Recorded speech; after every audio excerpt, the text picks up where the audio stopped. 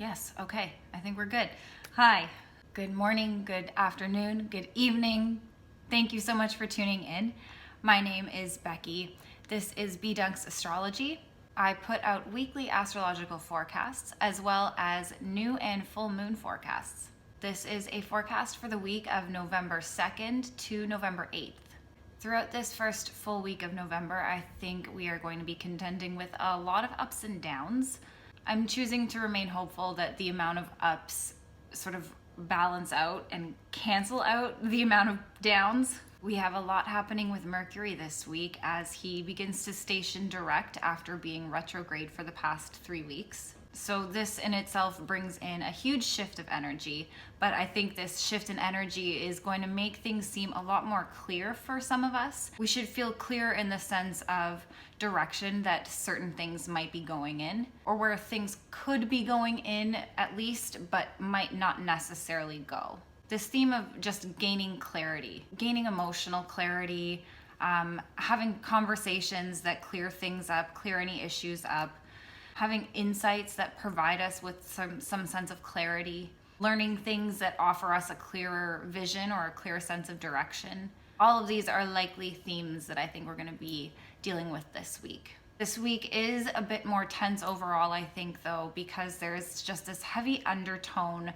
of tension that we are going to be feeling as Mars begins to station direct. So he's slowing down and stopping in the sky from our point of view. So Mars is preparing to move forward again in the sky after being retrograde since the beginning of September when he first went into his shadow period. Mars is the planet of action. He is the planet of will. He is the planet of war.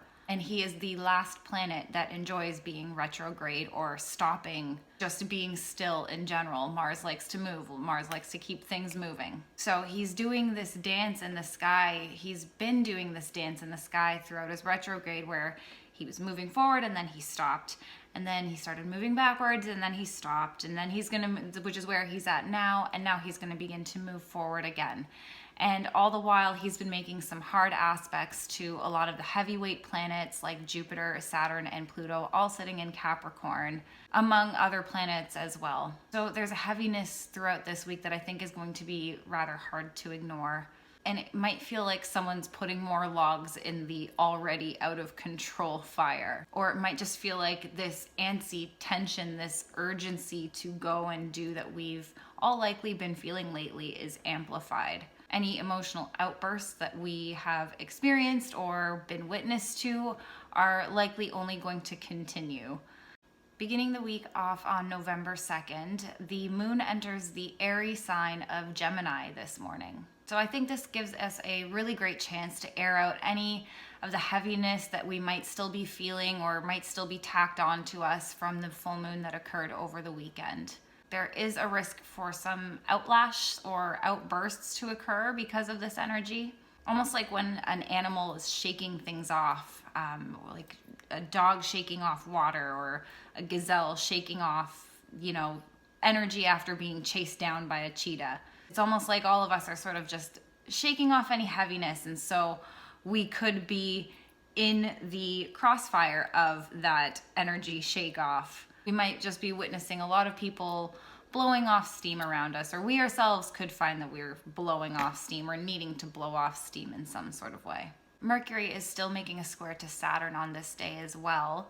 So that energy that I was discussing in last week's video is still sticking around for the beginning of the week. This judgmental vibe, this feeling of being tested or being under a microscope. And this is probably going to stick around until Mercury starts to move forward again on the 3rd. Although he is going to be making one more final square to Saturn later on in the week on the 6th. This second of 3 squares could be some sort of marker or a turning point for any of the issues that we've been dealing with revolving communication barriers, or any themes of negative thinking, any sort of negative trains of thought that we've been dealing with. This could be some sort of curve in the road. We could be having realizations or just gaining clarity or just overall finally being able to say okay, I see what's going on now. I see what's happening here. And it's going to be one of those things where we're either with it or we're not. I think a lot of us have been dealing with challenges and trying to overcome issues when it comes to communication. And I think our relationships might be taking a toll as a result. Just as a quick recap, Saturn is all about restrictions and delays and boundaries and structures and long-term planning. And Mercury is all about learning and thinking and making connections and communication. So when these two planets square each other, this creates issues with communication barriers, learning barriers, even negative thinking and self-doubt. And it could also cause distance within relationships because of this inability to effectively communicate, or this sternness in the way that we communicate. This second of three squares, I think, is the most tense of the three. The first square occurred on September 23rd. And with that first square, I think we saw a switch in the tone of our conversations. The light and polite ways that we've communicated went out the door as Saturn squared Mercury. And so this sternness, this discernment, this discipline in the way that we communicate and speak started to overtake our communication style. And even the way that we think, we had more of a serious thought process even. And this could also be due to the fact that a lot of responsibilities could have started to pile on our shoulders, making us feel a lot more pressure. So with this second square, again, I think it really is a crux or a turning point of sorts. It's a point where we start to become aware of the reality of our situations, the reality of the struggles within our situations. The second square is an illumination. It's almost like a light is being shone down on the path to the answers that we've been looking for. With the third square occurring on Friday, both Mercury and Saturn are going to be moving direct. So we should expect to see some resolutions begin to arise after that square finally finishes up. Mercury is the planet of taking score and keeping records, and Saturn is the authority. So I think on the 6th with this final square, it's almost like we're going to be handed our test results back and see our scores and see how we did throughout this Mercury retrograde.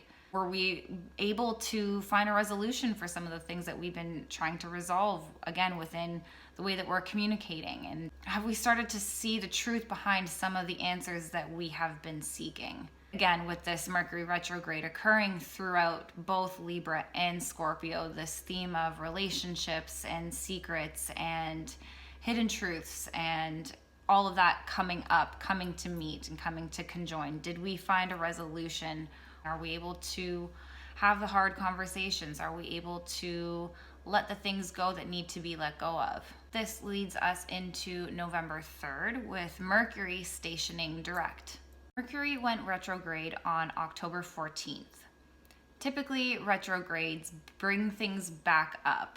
With Mercury retrogrades, it often brings up ghosts from the past. It brings up old stories, opportunities to revise and make amends in terms of having conversations or learning things or just communicating things.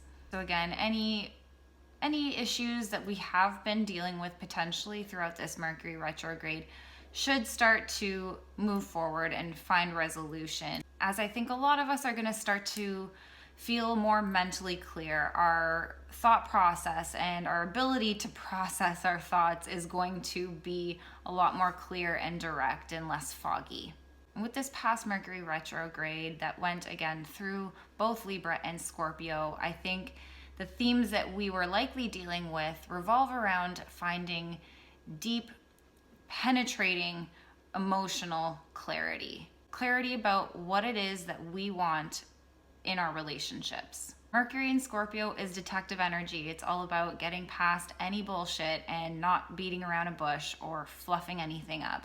It's about using our words. It's about having those difficult conversations, having the conversations that we're normally avoiding because we know that they're hard. We know that sometimes the truth hurts. We know that sometimes we run the risk of having a relationship end because there's a conversation that we need to have. But again, I think, again, I've said this so many times in my past videos, but this is just such a predominant theme over the last little while of having hard talks with people, speaking your truth, speaking the truth, and not being afraid to let things die that need to die. Scorpio is about death. Scorpio is about renewal and rebirth. When one thing dies, it allows something new to grow.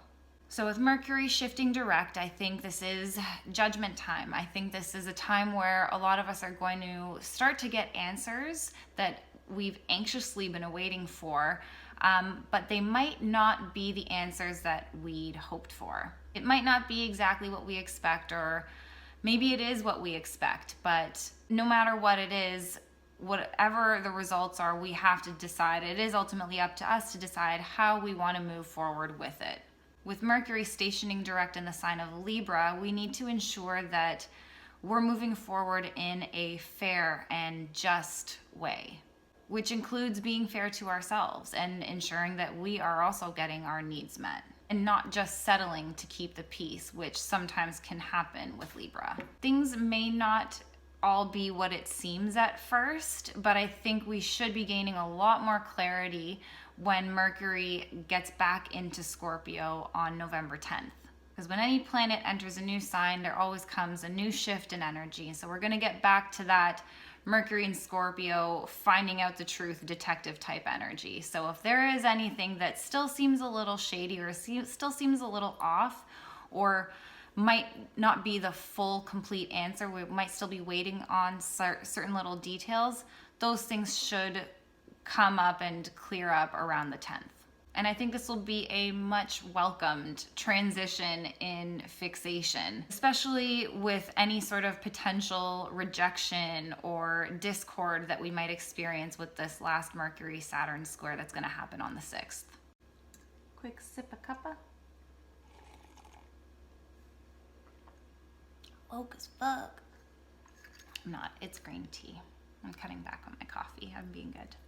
On November 4th, the moon is going to be making a trine with Mercury. The moon is going to be in Gemini and Mercury is sitting in Libra. So this is a nice, lovely air trine, which should bring in even more emotional clarity.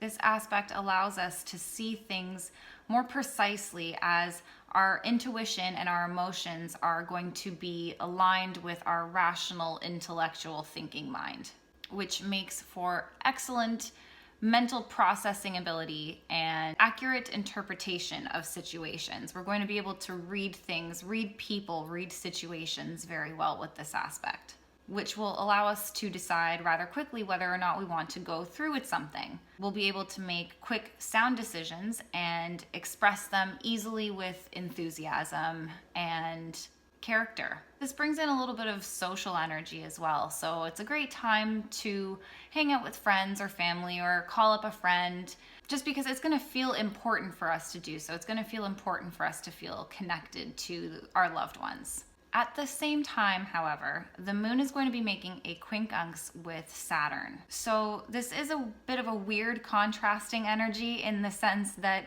this could bring up feelings of loneliness or coldness within us, a feeling of not being able to get our emotional needs met. So with this contrast to the trine that the moon is making with Mercury, it could make it hard for some of us to express our true genuine feelings or want to express our true genuine feelings. And this could be out of a fear of rejection or shame even. Feelings of a lack of emotional intimacy overall with this energy. Not feeling supported emotionally, no emotional security. So hopefully with the trine aspect between the moon and Mercury, it does balance out some of this Saturn quincunx the moon energy, and allows us to find maybe just a common happy ground.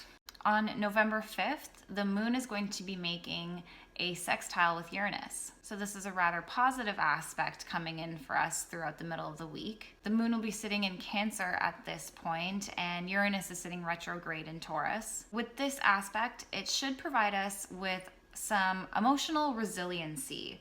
So that should allow us to feel more open to some of the massive changes that are happening in our life. A Cancer moon can be a bit guarded and protective. It is also extremely intuitive. So I think we can take advantage of this aspect that it's making to Uranus, who is all about shocking change and innovation and uniqueness and going your own way. And this aspect should allow us to really be able to follow our guts. I think it's a good time for us to follow our guts, follow our intuition, and make the most out of any unexpected opportunities that might pop up for us right now.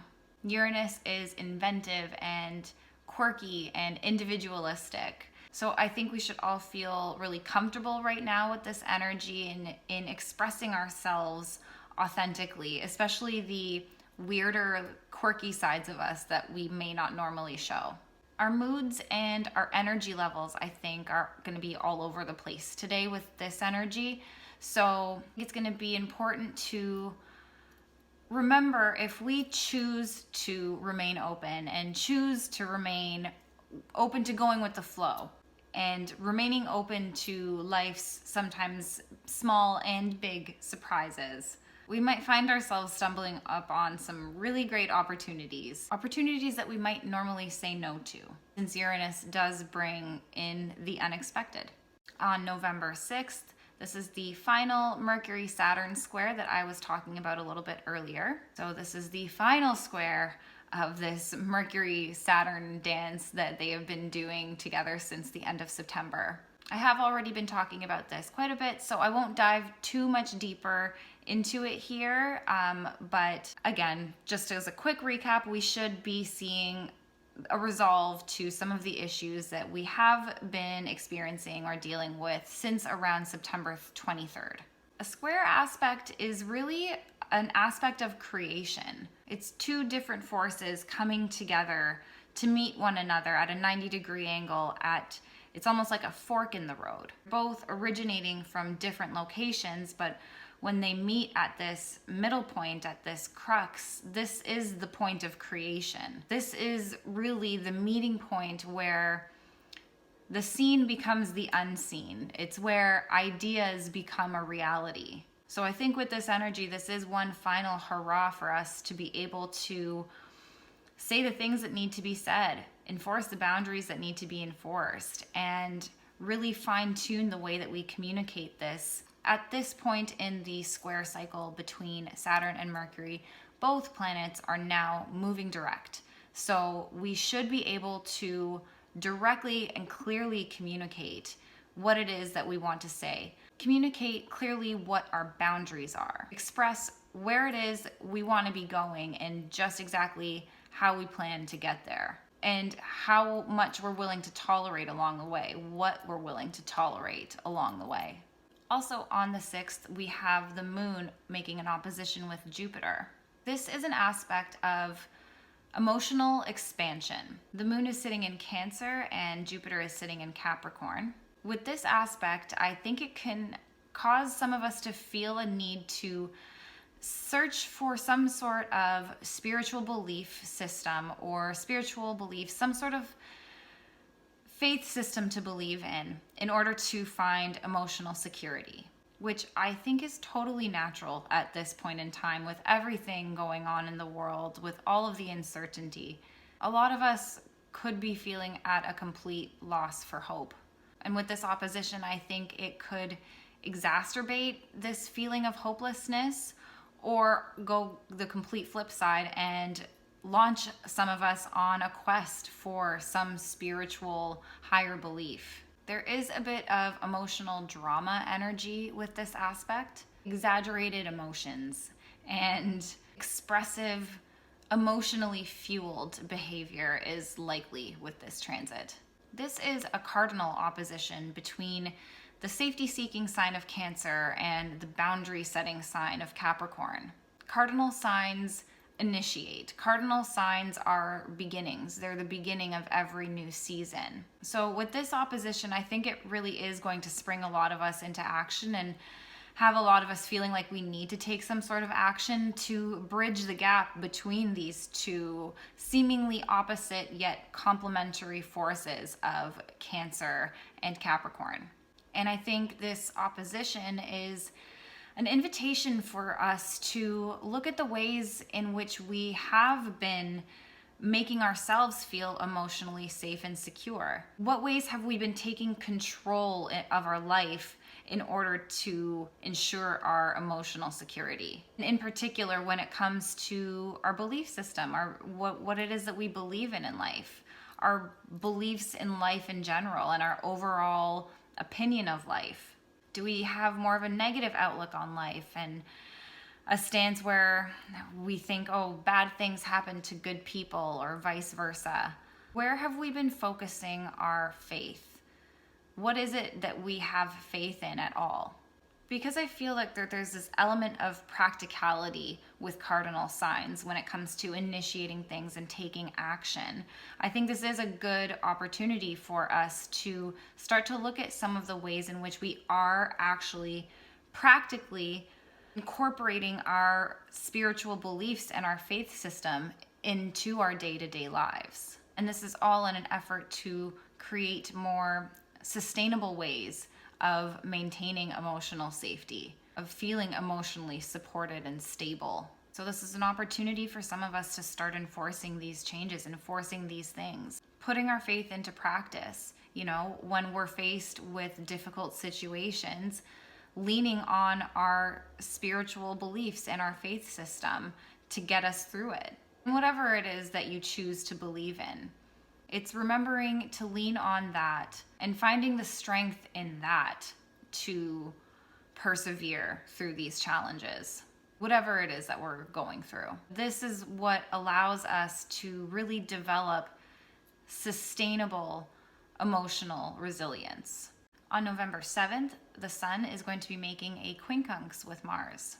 This aspect could bring up a sense of internal conflict between our ambitions and our identity. There might be some sort of discord internally that we're feeling between what it is that we want consciously, maybe it's ego-driven desires, and the things that we desire subconsciously and intuitively and instinctually. This is a very driven type energy, but I think it needs to be channeled wisely. Mars is our drive to go and get what we want. But with the quincunx aspect, it makes things difficult. It's an aspect where things don't seem to mix. In this case, the Sun in Scorpio. But because Mars is a co-ruler of Scorpio, there is a bit more of an ease to this quincunx than other quincunxes. So again, I think it should bring in overall just a lot of energy and a drive for us to really go and get what we want. Therefore, this is the kind of energy, however, where we could see a lot of egoic, useless arguments occur. So this is just something that we might want to watch out for. Ambition could easily be mistaken for cockiness. There's a tension, there's an edginess with this aspect. And so because it's a quincunx, it could go one of two ways. The opposite end is that our self-esteem could really take a hit. We could find that a lot of us are losing a lot of motivation and a lot of steam and find it really hard to actually want to get anything done. Particularly because Mars is still retrograding and he's stationing this week, he's stopping. So it really is perpetuating this feeling of not being able to do. Our direction in where we want to be going in life might be at a standstill or at a halt of some sorts. We'll want to be aware of anyone trying to overpower us or dominate us in any sort of way. This is just because this energy could really have a lot of us just feeling all over the place in terms of our confidence levels. So a lot of us are going to be on either end of the spectrum, too much ego or not enough ego. Wrapping the week up on November 8th, the Sun is going to be making a square with the Moon. The Moon is going to be in Leo at this point, while the Sun is still sitting in Scorpio. I feel like this is some emotional, hot-blooded type energy that's saying, look at me, recognize me. with a Leo moon colliding with a Scorpio sun, who can sometimes get overly excited about being in the thick turbulence of hectic emotions and overall emotional fluctuations. This is the kind of aspect where we could be extremely sensitive to any sort of negative self-thought. We could easily get caught on the train of negative self-thinking just about ourselves and our identity overall. And this is the type of train of thought that is not so positive or beneficial for our mental and overall well-being. So that's just something to be aware of. We'll just want to be cognizant of the fact that we might be a little overly sensitive today.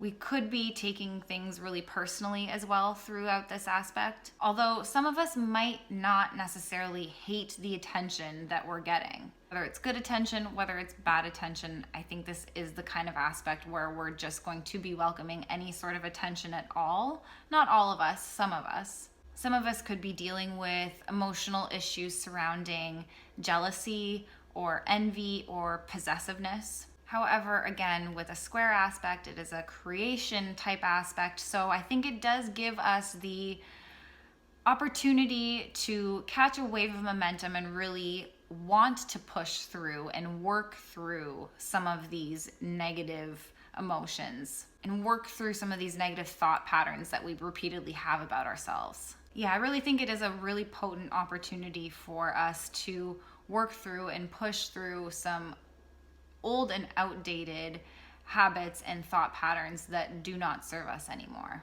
Or maybe some of these habits and thought patterns aren't even habits and thought patterns that we were aware of up until recently or up until this point. And so now we're finally getting to recognize them better and learn them more, the more that we learn about ourselves. While it may feel today that our head and our hearts are not in cohesion, I still think there is a great chance for us to really work through some of these more challenging feelings and face these demons head on as opposed to just burying them down. That's it for this week's forecast, folks. I hope you enjoyed. I hope you found this helpful.